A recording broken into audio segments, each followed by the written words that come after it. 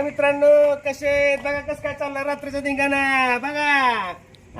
असं लागतं रातून दिवसा काम करायला. कसं नाद करायचं नाही.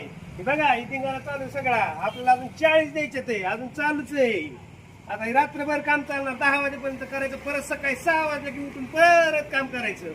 वैताग आलाय नुसतं काम काम काम, दुसरं काही सुद्धा नाही. स्वप्न सुद्धा काम आल्यासारखं व्हायला लागले माहितीये का. अशी परिस्थिती झाली आहे. नुसतं बेड दिसत या, बेडच बेड बेडच बेड. आता 40 बेड दिले की परत अजून 30 बेड द्यायचे. ते कटाळा आला नुसतं बेड बेड बेड करून. महिन्यात आलं माझं नुसतं बेडच चाललं.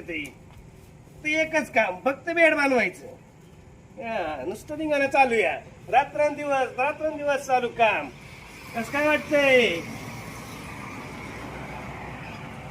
आणि हो काही आता गाडी बांधलेली, तुम्हाला त्या दिवशी दाखवलं होतं की गाडी बांधायचं चाललेलं. गाडी बनवून घेतलं तर रेडॉक्शन मारून घेतलाय.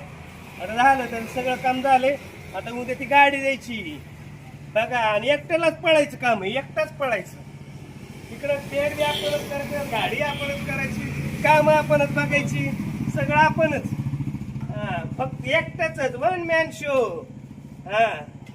कुणी म्हणाय ना गो कामगार गेला कुठं, काय झालं नामकन तमकन, तसलं काहीच नाही. एकटाच लढायचं फक्त. ढाल बी आपणच घ्यायची, तलवार बी आपणच घ्यायची. नाक करते काय. त्याला लागतं रात्रंदिवस काम करायला. चालतंय का.